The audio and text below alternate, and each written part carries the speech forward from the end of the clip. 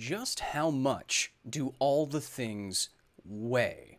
Well, with lockdown on our hands, on everyone's hands, I have been thinking a lot about how much all the viruses would weigh if you tried to weigh them all. How many would there be? I've seen a couple of people already talking about in the chat, well, viruses are so small, right? And they are. They can fit through the threads in a face mask. They're microscopic. They're unbelievably tiny and maniacal little evolutionary machines that hijack your DNA to replicate themselves like evil nanomachines.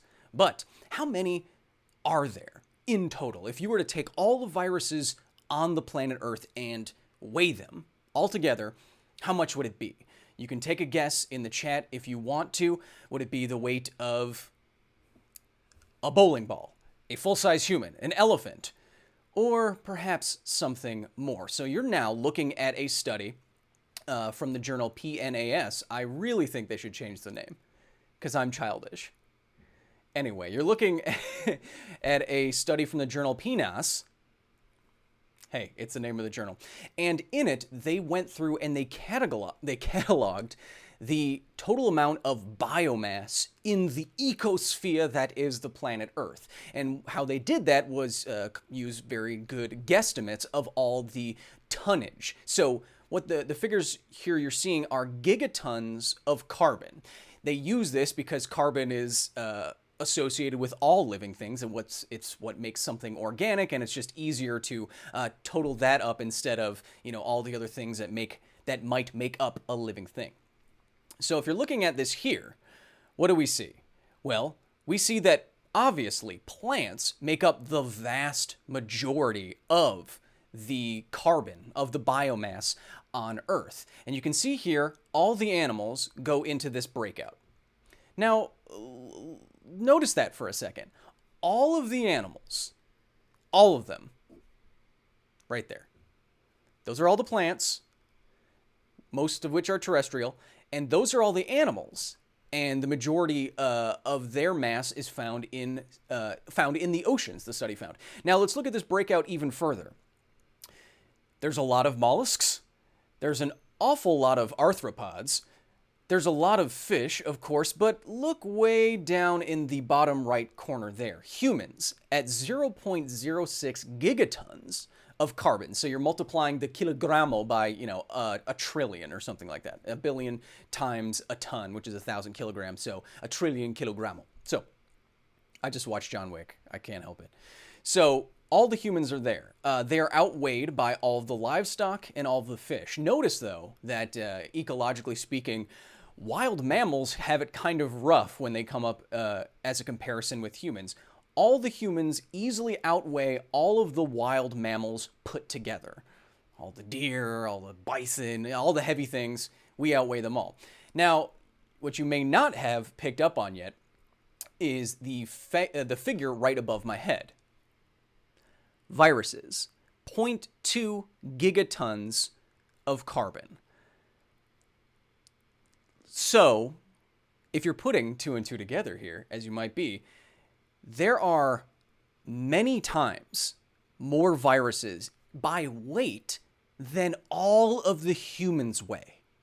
So think about that. More than twice, you know, because that's not even 0.1. So there's more than twice the number of kilograms of viruses, these microscopic little horror shows, than there are for all of humans, all 7 billion of us put together, weighing at around, 70 kilograms or so on average if you include all the children. These are figures that I know. But if you weighed all of the viruses, they vastly outweigh all of the people. And I think this is a good way to kind of reframe your perspective of humans' place in the biosphere. Out of all the animals, they're a very small fraction, and all the animals are a very small fraction of all the biomass on Earth. Plants are more, there's a lot more bacteria, more fungi, more protists, more archaea. So if you weighed all the viruses, there would be 0.2 billion tons of viruses, which if you multiply it by 3 is to get it out of the tons factor, you would get 200 billion kilograms. Whew! Now that's enough to make you sneeze. That was a bad transition. Welcome to Office Hours.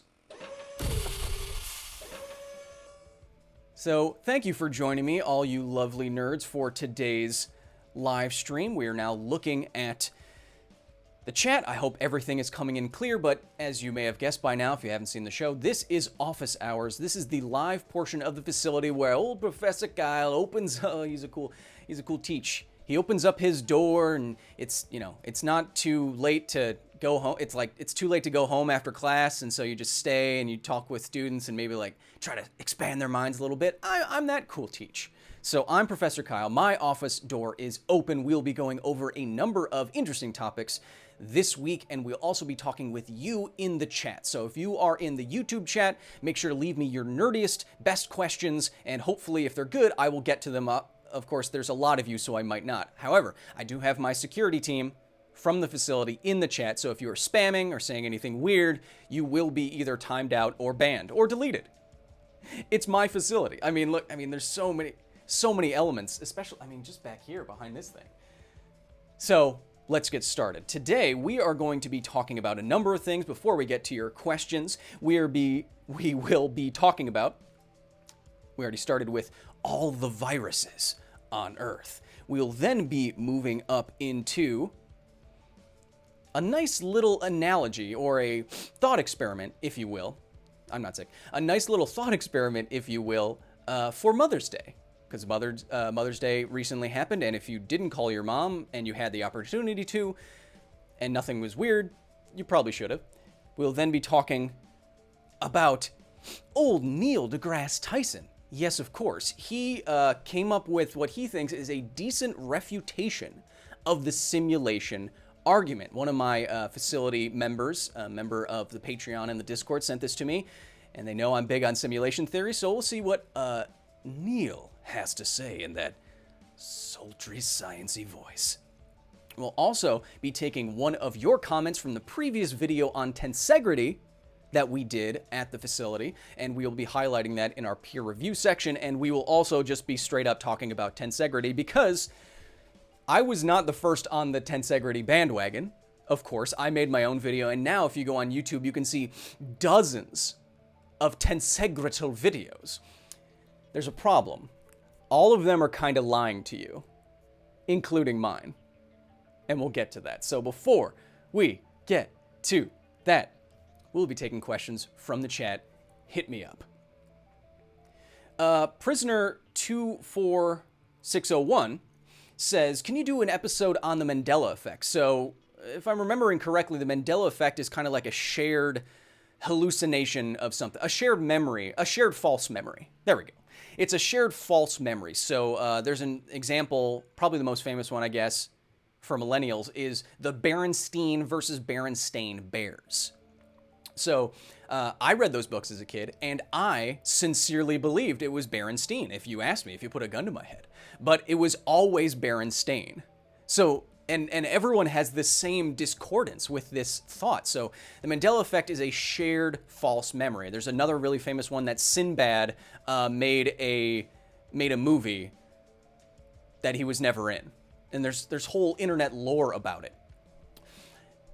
This is this could easily just be written off as a psychological quirk. We are all human. Well, you are all human. You all share similar brains. You all have similar, if you're in the same age range, you have similar pop culture interests. And so it makes sense that as a little psychological quirk, a lot of people might think the same thing with all the variables being similar. And therefore, when it adds up and someone brings it up and it goes viral or something like that, you can have this Mandela effect. The counter to that is that some people say, well, maybe this is proof of, oh, it's tying in. Maybe this is proof of the simulation or parallel universes. The fact that, so many of us think there's a different interpretation. Isn't that valid? No. No, I don't think it is. Being how frail human memory can be, it can be shown you can show easily through simple psychological experiments that you can easily implant false memories in people. We have terrible memories of events and specifics. We're very frail in that way. To put it on the universe that so this is basically everyone who doesn't think the Mandela effect is like a psychological thing. This is what they're saying more or less, is that it's more likely that I'm right. It's more likely that that the universe isn't as it appears to be than it is that I'm wrong. And I'm not willing to make those odds. The universe is so it's almost unknowable in its complexity of every single little nook and cranny of it. To have the hubris to think that I'm probably correct and the universe is probably wrong is crazy to me. So could I do a whole episode on that? Well, I mean, I've been talking for a couple of minutes about it, so maybe. Good question. How do you achieve such glorious hair? What, you mean this? I woke up like this. Oh, no. I mean, I have fantastic genetics. I called my mom recently for Mother's Day. It's tying in. My mom has very thick, fast-growing, luscious hair. I got those genetics, and I take good care of it. Blow drying, using good shampoo and conditioner, and using a lot of argan oil, which makes it all shiny. If you're not using argan oil, guys, and you don't want to look like you play in a high school band anymore, you better start maintaining. True Blue W asks, what would happen if the LHC made a black hole? Well, which is an interesting question. There was some panic that, it was not unfounded, but there was some panic that some of our atom smashers might end up making a miniature black hole, and this would destroy the universe. But when you have a miniature black hole, just like the rest of gravity, when you have a very, very, very, very tiny black hole with not a lot of mass, the force of gravity it acts on other objects with falls off greatly with distance. Very greatly. So, with the square of the distance. So it gets exponentially weaker as you get further from it.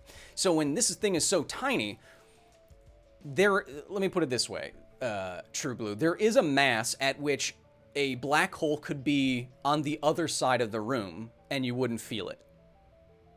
So this is what we're talking about. So I was never really convinced that it was going to be anything really catastrophic. Is it GIF or GIF? It's GIF. I don't care what the creator said. It's not it's put a T on the end of it. Gift. And it stands for whatever. Ooh, interesting. Drew Piesner says, is a full drive heavier than an empty one? Yes. So it depends on what kind of storage you're using, and Vsauce did a good video about this, as did I some time ago on some channel, I don't know. But so if you're storing information in a certain way, you are literally moving electrons around. And if you're getting energy into the system and you need to get some electrons, orient them in a certain way, say you're uploading a video to a hard drive, because of those extra electrons in there in certain configurations, there will be some non-zero mass increase. Will it be significant? No. And I don't think I don't even think we have scales that are accurate enough to detect how much the mass would increase, but it would increase. I mean, thermal fluctuations would probably just cancel it out. You'd never detect this thing, but it would be slightly heavier. So let's go on now from chat to our first post-virus weighing topic. Oh, this button.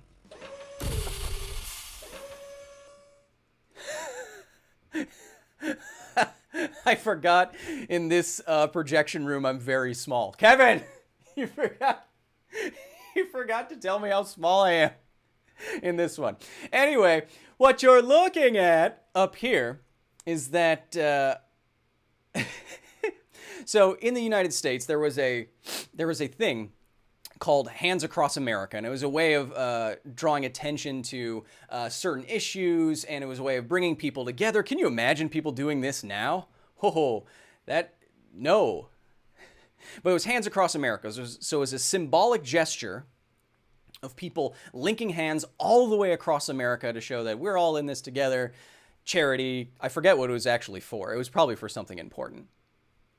I wasn't old enough to know. Anyway, so they did this. And this made me think of a very fun thought experiment just in time for Mother's Day, even though we're late. So this thought experiment comes from Richard Dawkins, and say what you will about the man now and how bad he is at Twitter. Richard Dawkins is still a very, very good biologist. He's written some very good books and some good essays, which I used to read a lot when I was just starting to get into science. And one of these essays is called Gaps in the Mind. And in it, he gives a little thought experiment as to how far do you think we would have to reach hands back with our mothers and their mothers and their mothers' mothers. How far back would we have to go before we are at our common ancestor with the chimpanzee?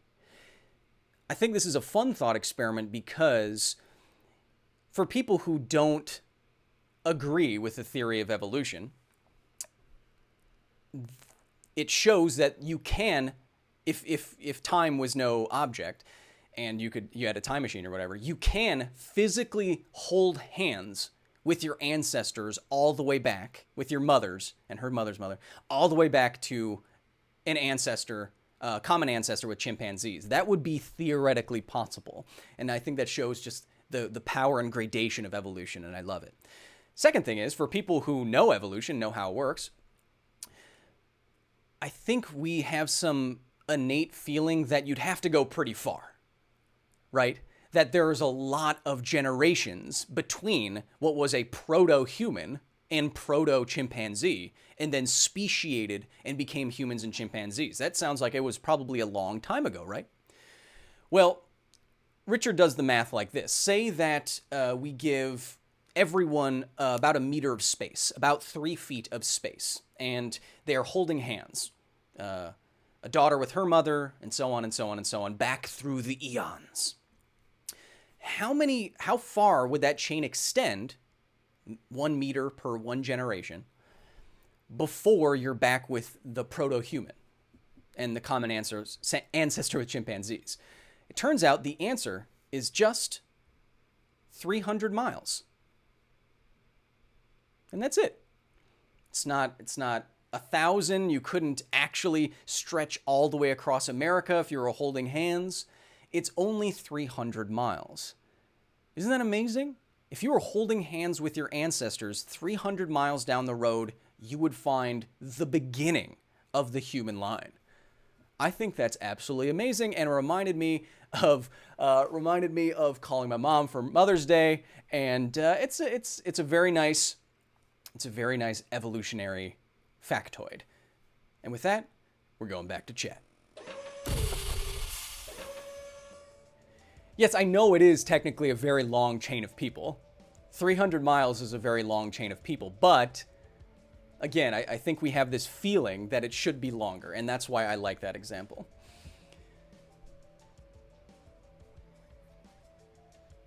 God, there's pieces of me all over me.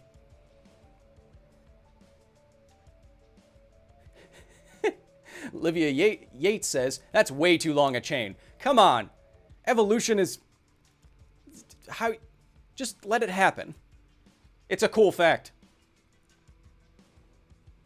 Dansler Alan Smith says, note about the hard drive being heavier thing. All bits on an empty drive are not set to off. They're so an empty drive can have all of its bits set to on. I don't understand what I just read. That's fine. Bane Stano says, evolution is not a theory, it is a fact. I agree with your sentiment, but if we're being technical, which is the best kind of being, theory does better describe what evolution is. It's a collection of observations and explanations that explain a series of phenomena that we see in nature. What we see in nature fits with our theory and the data, and so a theory best describes all of those ideas. A fact would be like, a 300-mile long chain could link you with your proto-human ancestor. That's a fact. Facts are different from laws, different from theories. So if we're being technical, again, what's the only way to be? It's not a fact. There's facts in the theory. There you go.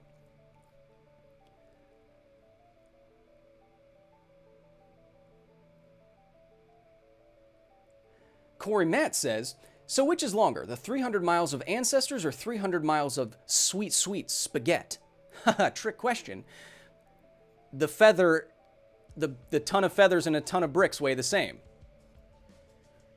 Everyone's heard that one.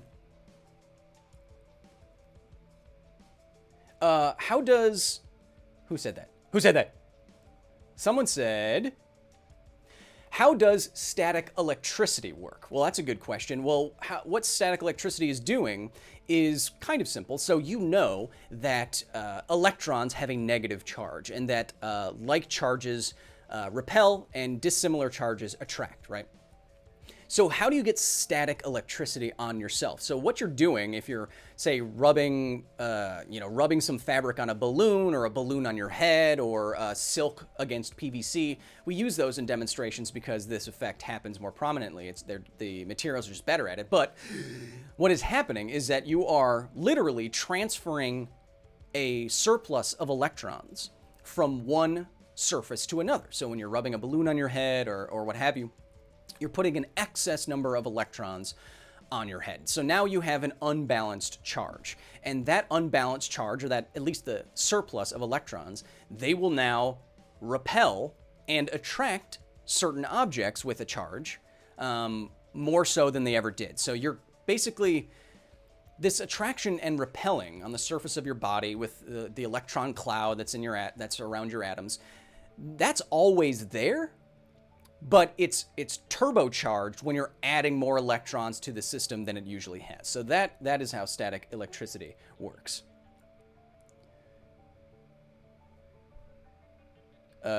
Son of Sun says a billion times a ton is a trillion. You're dang right. We did that math right. Ooh. Wow, I love this one. Scott Waterus says, would the Hindenburg have caught fire on Mars? Cool. It's not often that I say that. I'm very hard to please. But that is a very cool thought experiment. I think it's an easily answered one. Unfortunately, I know I keep messing with my hair, but I just like touching it. There's not enough oxygen. So what I think people forget about, what I think is just non-intuitive, is that for an explosion or fire or whatever, you need fuel. Yes, people know that. And you need oxygen. People probably know that. But you also need the correct ratio of oxygen. And you can describe this through chemistry with what's called stoichiometry. So you're able to, by looking at the reactants and the products, or just the reactants, and the elements and how many electrons they have and blah, blah, blah, blah, blah, you can do the math for how much of a fuel you would need to go through the combustion process, for example. So when you're burning something, I don't know what it is for hydrogen off the top of my head, but you're going to need some amount of oxygen in the correct concentration. So like a simplified answer to this would be like, well, if you want to make 1 part of carbon dioxide after the thing burns, then you will need to provide 2 parts of oxygen. So that is to say, you will need a lot of oxygen compared to what you're trying to burn. On Mars, it's a very, very wispy atmosphere. So without doing the math on it right now, and the atmosphere has been blown away by the solar wind as the magnetosphere died down on Mars. And if you look, this is a side note, but if you look at how the atmosphere is being blown away, it kind of looks like a mohawk. Space mohawk. So I'm guessing, I could be wrong, but I'm guessing there's not enough oxygen in enough of a concentration to give a very vigorous burning reaction like you saw in the Hindenburg disaster. And with that, let's move on to our next topic.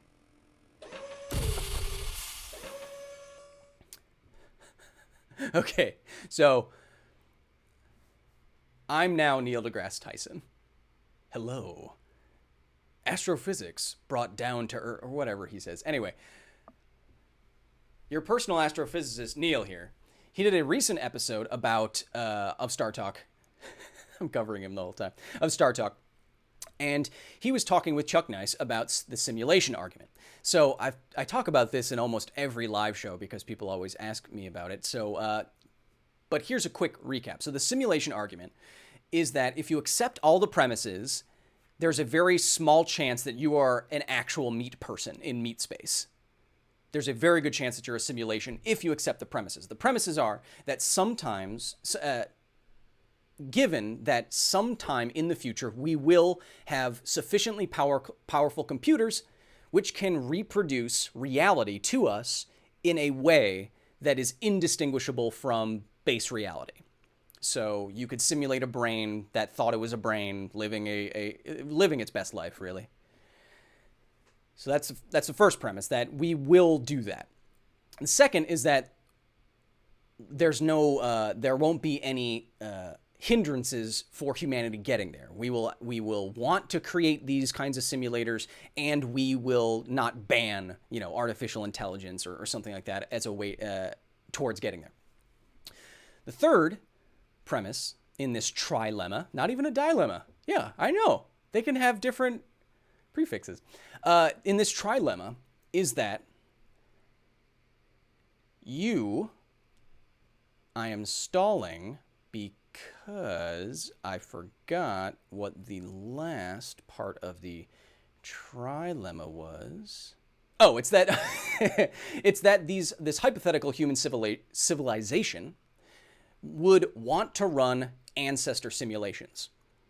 So the last premise is that these people want to simulate people like us to a sufficient degree.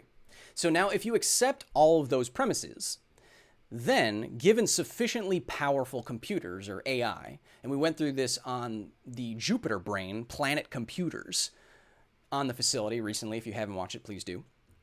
But when you have a computer that powerful, that theoretically powerful, you could create trillions of simulations that would be indistinguishable from reality, with people in them that would think they are people and they wouldn't be able to tell.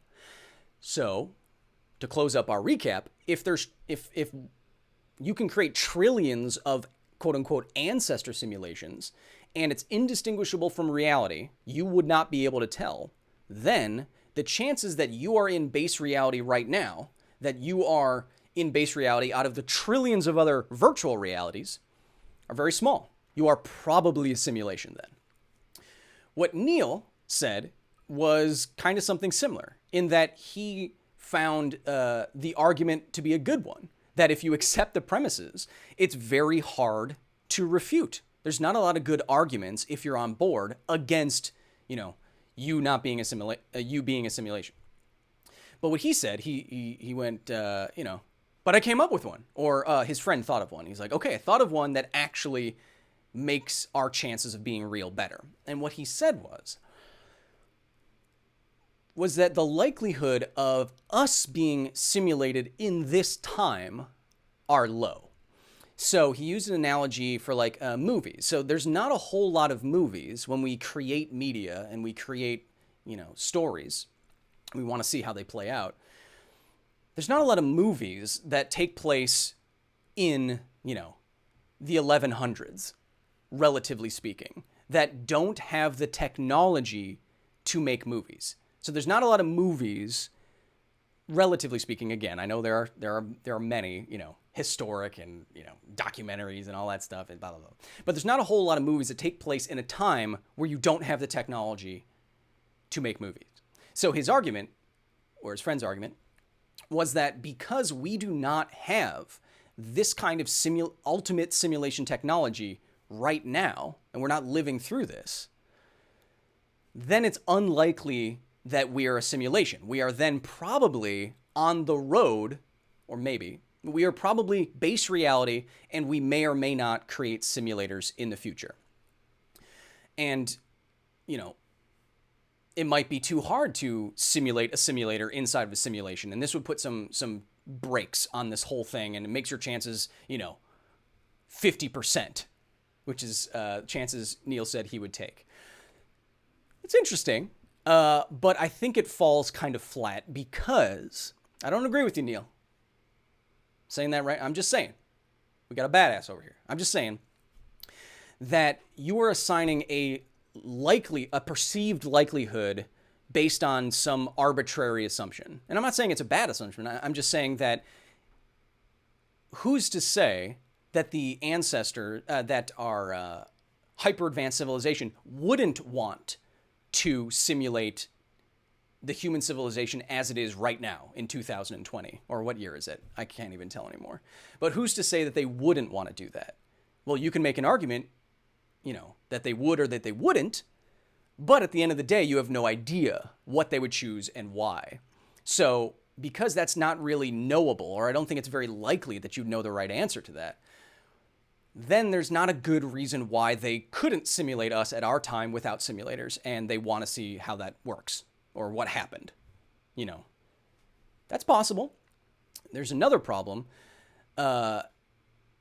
because once you accept the premises, you're kind of on board for this. And the other thing is that, again, there's a scale problem. When you have like a Jupiter brain, a planet-sized computer, something that could simulate all of human history in an instant, literally, you can have trillions or billions at least of possible realities. And so with so many different realities, even if simulating our pre-simulator time is boring for them, they could still, throw aside 1,000 of those simulations to check it out, and there's still a trillion more realities. So even if this simulation, us as a simulation, is very unlikely, there's so many possible realities in this situation that we're still very likely to be a simulation. Do you understand what I mean? Because there's not just like 2 simulations. And think about this. There would only have to be 4 simulations, or there'd only have to be 3 simulations rather, for your chances to not be in meat space right now to be 75%. Now extend that out to 1 trillion simulations. So if you accept the premises, it makes it very hard to refute the simulation argument. And I do not exactly consider this one to be a good refutation.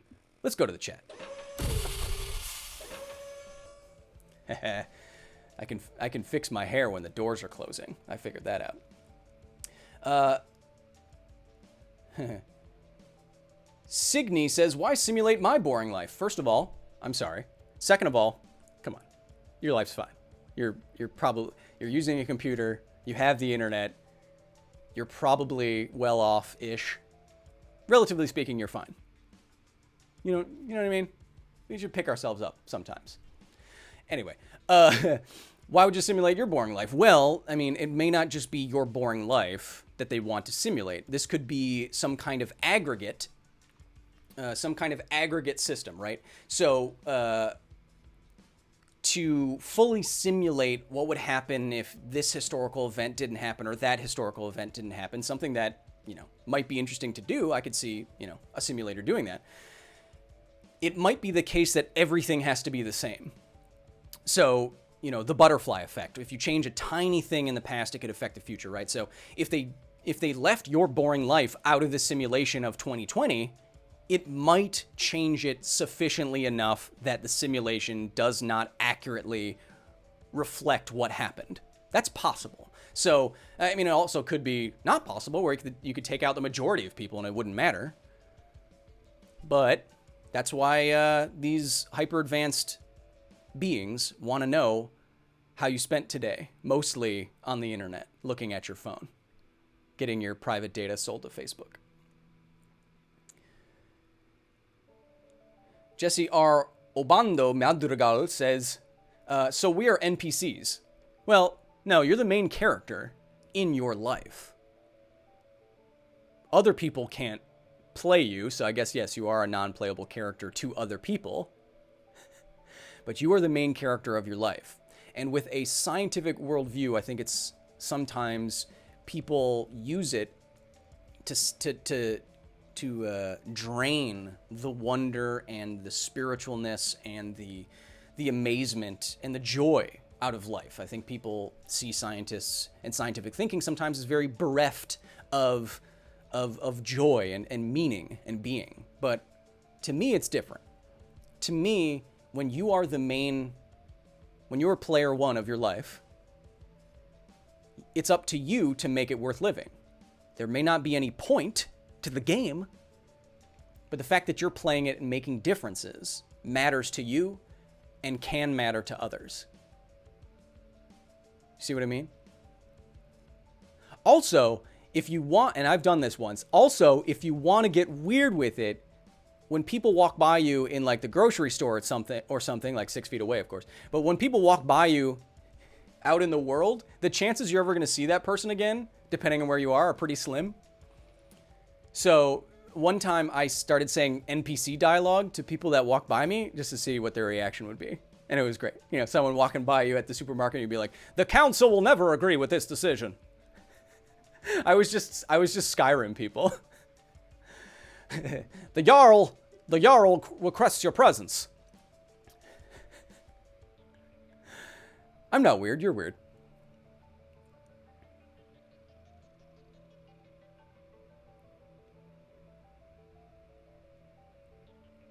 Doggo Duran says, Kyle, what do you think about irradiating food as a way to conserve it?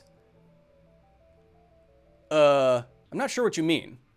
If you irradiate food, it's going to make it radioactive, and then you don't eat it because you'll die? I'm not quite sure what you mean, but let me pivot to an interesting factoid. When people draw to them a stark contrast between organic and inorganic farming, they will present one as very synthetic and unnatural and GMO, and organic as clean and pure and more healthy, which it's not. They've done studies. Genetic engineering of food allows human civilization to exist. We wouldn't be able to feed as many people as we have if not for genetic engineering. Anyway, so people draw this dichotomy where, you're not doing anything weird to organic crops. Well, that's not true. You are still, I don't know if they still do this, so don't quote me, but you are still interbreeding different crops to try to get the traits that you want. That's just a very clumsy way of doing genetic engineering. And rather, farmers, again, I don't know if they still do this, but for a long time, they created what was dubbed as frankenfoods, I think. And, people call GMOs that nowadays. But what they did is to get more mutations into the crop so you could select for more mutations or not, they would irradiate the crops so they would mutate. Like it's Fallout or something.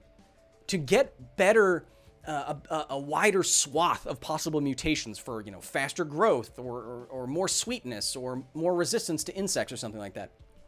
They irradiated them to mutate them. Again, another very clumsy way of trying to get the genes that you want. So today, we use highly sophisticated science to get the genes that we want to feed the people that we have.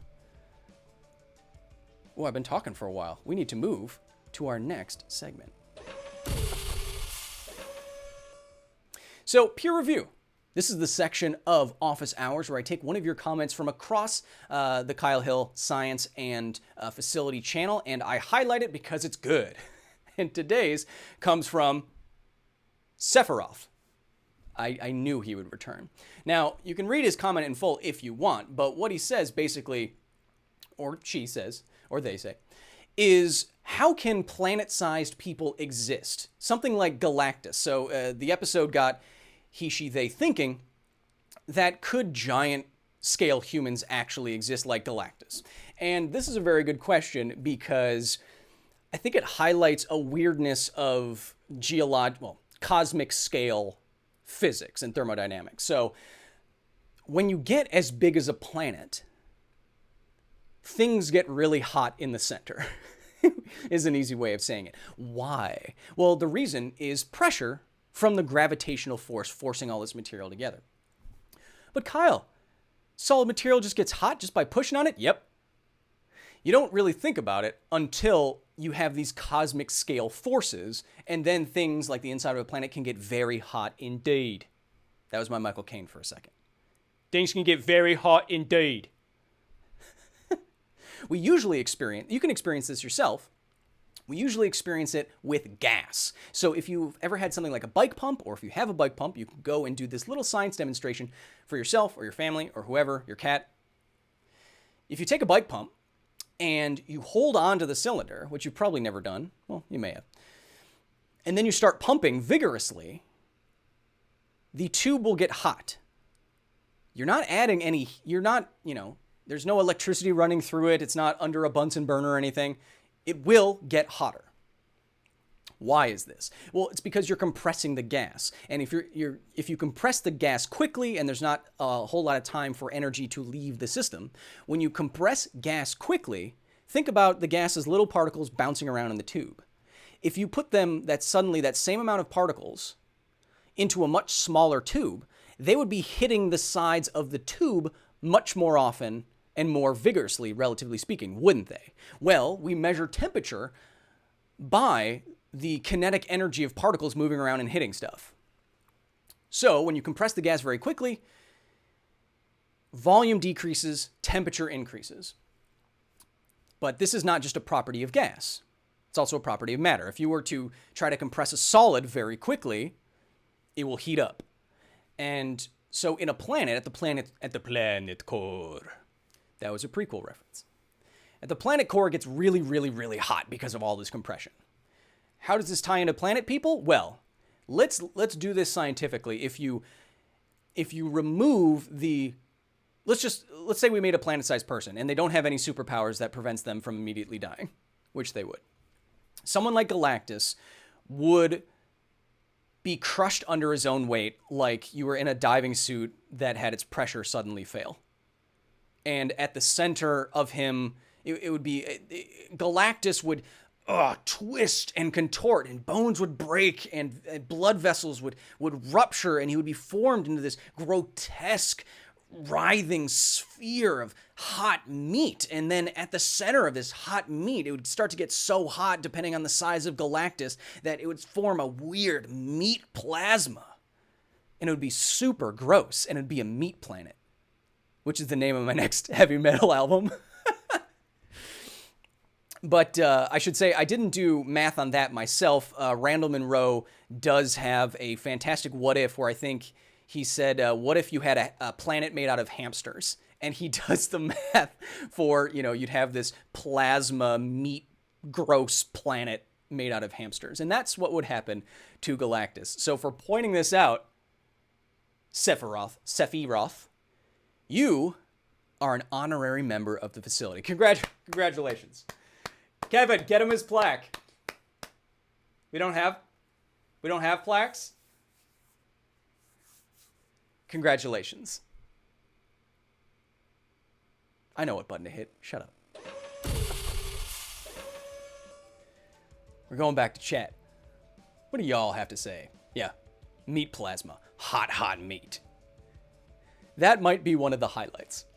Oh, and let me know. So, if you're liking the Office Hours podcast, if you're liking the highlights that I'm doing specifically, I'm trying to cut down the good parts into more watchable versions. If you like that, let me know. Leave me comments. I do look at all the feedback. I do read all the comments. It means a lot to me. And if you want to be more involved with me, personally, and the facility generally, then you can go to patreon.com/Kyle Hill. If you sign up, you can get your name on ARIA each week. You get access to our Discord. There's 650 nerds in there who are talking with each other 24/7. It's very active. They have game nights. They organize their own D&D days. There's movie nights. There's trivia nights. I'm in there answering questions. We do voice chats, and you can get a special once a month live stream with me personally. If you're an associate professor, there's a lot of benefits. I try to make it worth everyone's while. So if you want to join us and all the nerds, please do. I appreciate your support, especially in these trying times. Trust me. In addition to what we're all going through, I don't know if you heard, but I recently am not doing the same thing. So help is nice. The Dancing Rabbit says, what is the heaviest thing in the universe? So we kind of talked about this last week, so I'm not going to go through it a lot, but thing is hard to define. By which I mean a black hole, like a supermassive black hole with, 1 billion times the mass of a sun is probably the most massive thing. But it's not really a thing, You can't really reach out and touch the surface of a black hole, though Matthew McConaughey did try. All right. So it's not really a thing in the same way. So probably the heaviest single thing would most likely be a giant star. Probably. Not a collection of stars, not a neutron star, because they have solar masses, but they're not like, red giant, not like a, hyper blue giant masses or anything like that. So it's probably a star if I had to guess. Ronnie Pollard says, how do you become an associate professor? Well, if you go on Patreon, there's different tiers. One of those tiers, the highest one, is where you get access. You get your name each week in the videos. You get shout outs. You get the Discord. You are going to get some other stuff that we haven't announced yet. Merchandise. And other stuff like that. So you go to patreon.com/Kyle Hill, and I believe my security team is also putting that link in the YouTube chat. So check that out if you want to. Bane Stano says, Kyle, are you a gamer? Yes. Depends on your definition of gamer, but yes, I play a lot of video games. I've recently finished a string of 100% on my PS4. So I usually play single-person PS4 games, and recently 100%ing like Witcher 3, God of War, Horizon Zero Dawn, Days Gone, Spider-Man, all those games, which are all fantastic. But aside from those, I play a lot of Magic the Gathering when it wasn't lockdown, almost twice a week. So yeah, I would consider that a gamer, considering I have a disturbing... It's disturbing how much money is sitting in just a few boxes of cardboard over there, to me. It's fine, though. If and anything, your nerdery can be anything. For whatever reason, Magic is often held up as like, you're a real geek if you play Magic the Gathering. But, you can be a geek about anything, and it's not about what you love. It's about how you love it. Will Wheaton said that once, and it really resonated with me. If you're a nerd for 90 Day Fiancé, you're to me the same kind of nerd for, thermodynamics. We're all human. You're all human.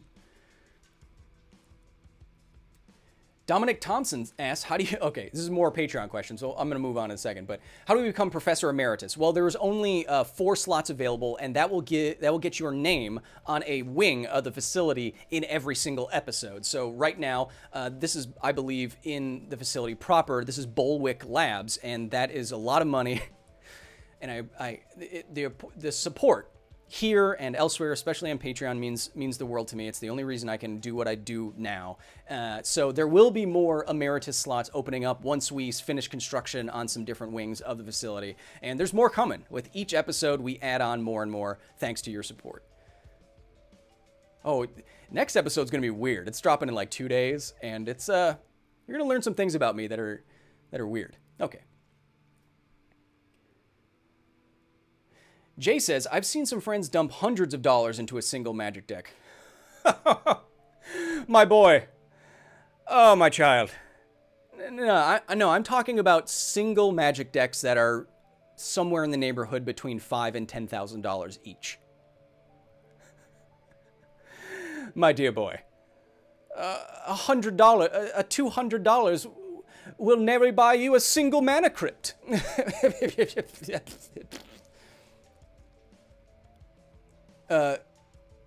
Gewerthal says, is the facility located in the void? I don't want to talk about it in general. It's fine. Security, you don't have to remove that. I don't really want to talk about it in general, but what I will say, canonically, no. The facility is not in the void.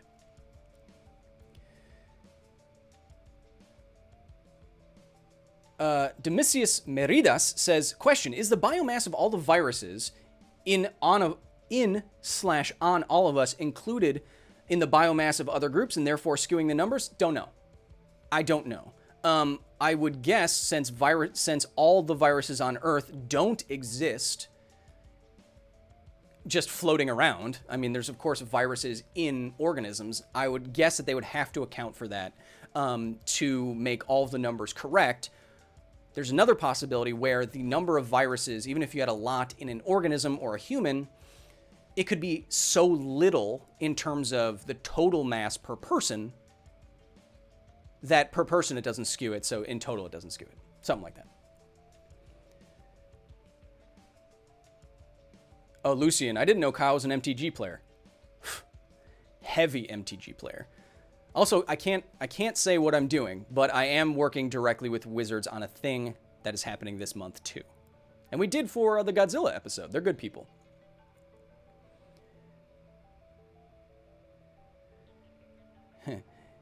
Satan himself. Hey, Satan, it's been a while. Thanks for this. That's not canon. There's no unsciency canon. But my headcanon is that I did sell my soul for this. Satan himself says, "Can you use black holes to look/go through time?" Interesting question. So the only way to go back into the past that we know of is to, well, you can see the past by looking at light that has taken a long time to get to you. And so in this way, a black hole might be able to gravitationally lens some light from a distant galaxy towards your eye, and then you would see that galaxy as it was 100 million years ago or what have you, and then you would be able to go through time. However, physically going through time, putting yourself in a different timeline or on a past position on your particular world line, is not possible as far as we know, because the easiest way to do it, or the way that would make the most sense physically, is you'd have to travel faster than the speed of light. And once you travel faster than the speed of light, we will be talking about this in an upcoming episode I just filmed. If you go faster than the speed of light, you could go back into the past and meet your own world line. But without going faster than the speed of light, you can't do that. And nothing can go the speed of light with mass. So even if you get pretty frickin' trim during lockdown, unless you're massless, it's not going to work. So we have one more segment to get to. Let's get to it. Tensegrity. Ooh, up close and personal now. So, like I said at the top of the Office Hours podcast, I wasn't the first to make a Tensegrity video. I have to say it that way now. A Tensegrity video. And I won't be the last. A lot of people on YouTube are doing it. But as I said, all of them, including me, are lying to you. A little bit. So almost every design for a build-at-home tensegral structure looks like mine. If you go to the facility channel, you look at the thumbnail, they all look like that, basically.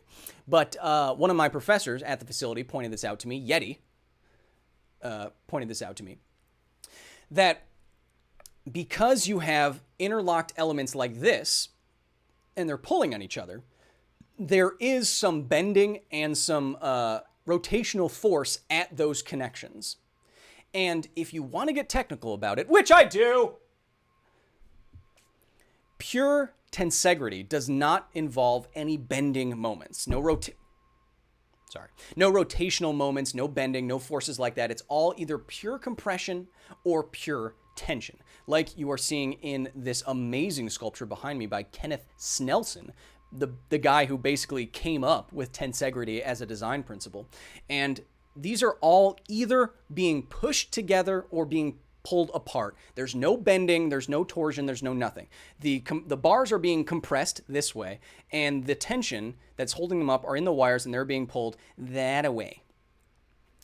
So, because there are bending moments in the sculpture that I built, and the sculpture that the rest of YouTube builds, none of those are actually true tensegrital structures. None of them, I'm sorry to say.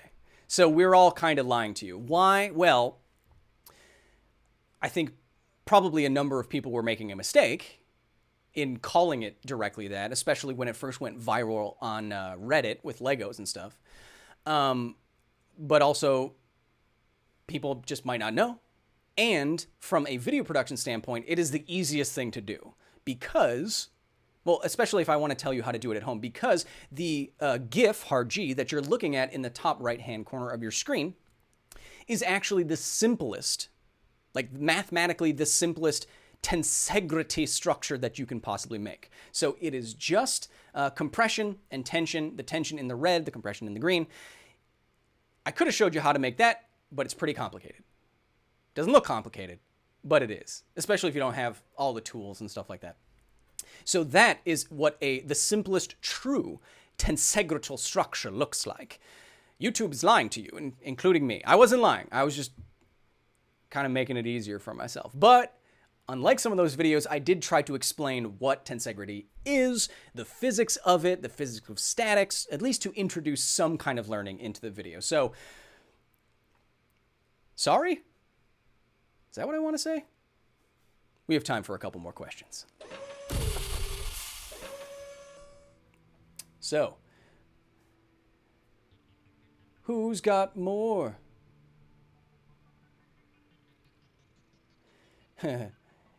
Aaron says, Kyle's the only person on the internet I've seen maintain his hair integrity. It's the argan oil. John Doe says, hey, made it for my first live stream. There's 5 minutes left. Sorry.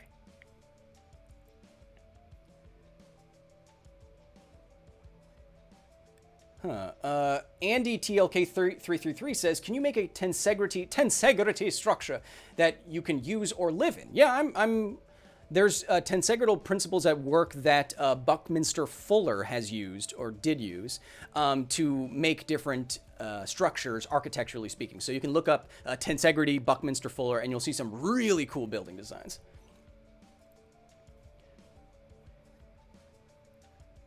Yorick says, hope I pronounced that correctly. Yorick or Jorick says, working an all-nighter, finally catching one of your live broadcasts. Love your content, Kyle. Keep it up.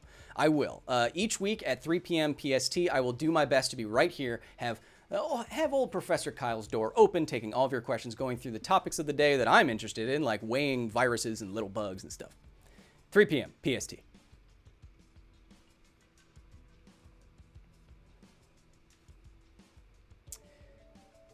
Jumps Hoop says, what do you think the most scientifically / physically accurate video games are? Well, there's a number of wonderful, not AAA, but still very good, indie games, for example, that there's a couple that are just directly trying to simulate science in a cool way. So my favorite that I've seen that is popular, Universe Sandbox and Universe Sandbox 2, where you can do the math, you can set up your own solar systems, you can fling, meteors at planets, and it will give you an accurate depiction of the results. I actually use Universe Sandbox 2 to shore up my calculations. So in the Majora's Mask episode, I calculated by hand, using equations, Kepler's laws and such, that it would take like 4.3 days for the moon to fall if it suddenly stopped orbiting Earth.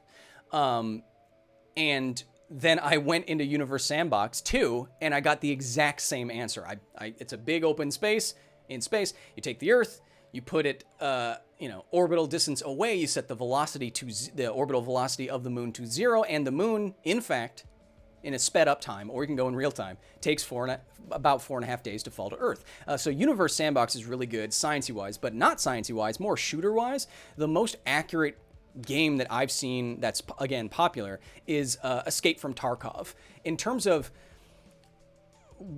just what you have to do, what you can see, you have to manage, your stamina, your water, there's how much sound you make. You have to manually load bullets into magazines, and if you reload, if you quick reload a magazine like you would in Halo or something like that, you throw the magazine on the ground because you're quick reloading it, right? You don't have time to put it back in your backpack.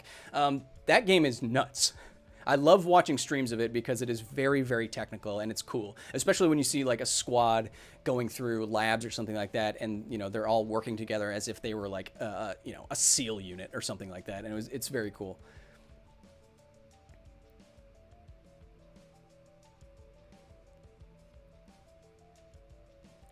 Rocket Crazy has an interesting question, and they says, question, can meaningful creativity be simulated?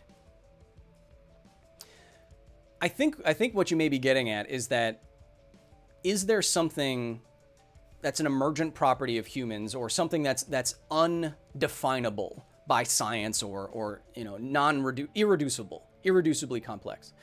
And this is my personal opinion, but I think that if you were able to simulate, like fully, create in a computer a perfect representation of a human brain. It's basically a human brain, it's just the substrate is different. It's silicon instead of meat.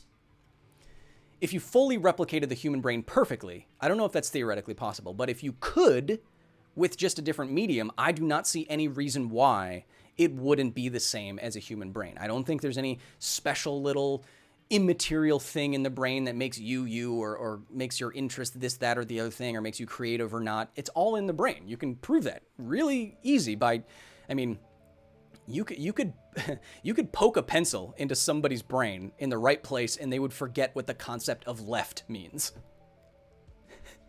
How the brain determines everything about your perception of reality. So I think if you could simulate a human brain sufficiently, it would emerge with some feelings of creativity like all brains have. But that's my personal opinion. I'm not going to force my personal opinion on you, but it is correct. Let's take one or two more questions here.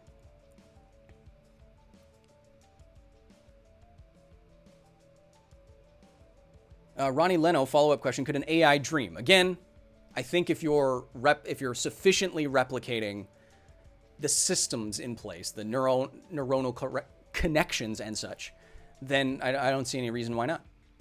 We need to separate intelligence, and we need to separate what makes a human special from the body part.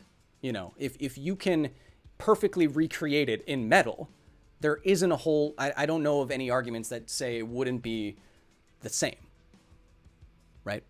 Unless there's some theoretical obstruction there, I don't know.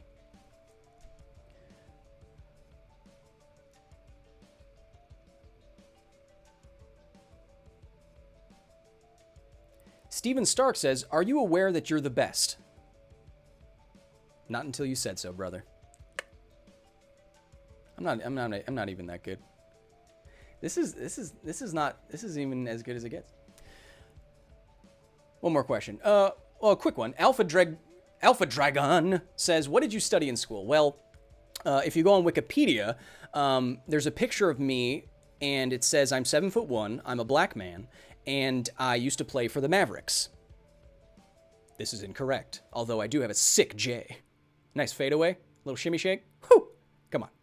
But so it's harder to find this information. But I studied civil engineering in college, and I had a focus on environmental engineering. That was my, what do you call it? Major. Wow, it's been a long time. Anyway, so I majored in environmental engineering. It was civil engineering, bachelor's of science, and then I went on at the same university, full ride, to do a master's of arts, a master's degree in communication, majoring in science communication. So I guess I actually do use both degrees actively. I'm lucky that I get to say that. Debts Gaming says, last question. Okay, sure. Last question. How's the new channel treating you? Well, I'm so happy with the facility. I'm so happy with the support, especially from all my professors, everyone on the Discord, all that stuff. It's an unbelievable undertaking, and it's been very, very stressful. The most stressful thing that I've done probably ever. But the way that we make episodes, and the way that I get to add little story elements, and be in actual locations, and come up with my own headcanon for things, and do topics that aren't just, superheroes and stuff, although we will do that. It's really, speaking of creativity, it's very creatively fulfilling when I can have someone like ARIA to talk to me, and I can have all these little Easter eggs hidden in there, and come up with my own little story. It's been very satisfying. The channel right now, I did not bring over as many people as I thought I would, so I'm not gonna lie, it's still a grind, but I'm very happy with what we're doing, and for all of you being here while I do it. Simple as that. So what did we do today? Wow, we went through a lot of stuff on office hours today. We talked about how much all the viruses be And it's much more than all the humans. Huh. So are the plants, but you probably knew that. We also talked about holding hands with your ancestors. For Mother's Day, just a 300-mile-long chain holding your ancestors' hands. You could go all the way back to the shared ancestor with chimpanzees. I find that such a small distance, relatively speaking, and kind of amazing. We also talked about the simulation argument again, because Neil deGrasse Tyson said he had a good reason for why we are probably in meat space. I did not find that to be a very convincing argument myself, but I don't really accept all the premises, so I don't think we're living in a simulation, probably. But wait. And then we talked about big planet-sized human meat planets with blood gushing out of it like volcanoes on Enceladus, and instead of ice, it's blood and the plasma meat at the center. Finally, we talked about Tensegrity and how all of YouTube is lying to you. I hope you had a wonderful week so far. Thank you all for joining me live. Thanks to my security team. Again, if you want to join the facility, you can go to patreon.com/Kyle Hill. You get all the videos a day early. You get special versions of these live streams. You get your name in the videos. It's great. But no matter where you are, no matter who you are, no matter what you're doing, I hope you have a wonderful, safe, and healthy rest of your week. There's a new episode coming to the channel soon. And now more than ever, be nice to each other, because this is all we got.